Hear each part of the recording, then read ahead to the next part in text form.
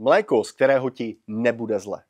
Keďže tiež som pri konzumácii jogurtov a tvarov, ktoré som miloval, začal cítiť také nadúvanie, nekomfort, tak som sa rozhodol ich úplne vysadiť, že prestal som mliečne výrobky jesť. Keď sem tam som nevydržal a niečo som si dal, tak som to aj celkom cítil.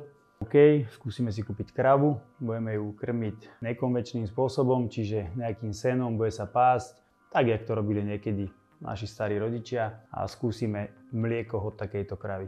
To, že sme si vybrali džerzejskú kravu, bol zámer, pretože je to kráva menšieho rámca, má väčší obsah zložiek, čiže viacej bielkovín, viacej tukov, takže sme vedeli, že ideme do džerzejskej kravy.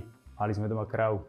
V živote sme kravu nemali, vôbec sme nevedeli, že jak sa kráva dojí a všetky tieto veci, tak sme sa s nou pomaly zoznámili, došlo prvé dojenie, mlieko som vypil, nič mi nebolo, spravili sme si tvaroh, nič mi nebolo, spravili sme jogurty, nič mi nebolo. Takže si hovoríme, že super, toto sa nám páči, a vtedy prišiel kamoš, ktorý k nám vlastne chodieval na farmu, a jeho dcéra Zoe má intoleranciu na laktózu, na kravskú bielkovinu, histamín, proste má veľmi veľa rôznych chorôb.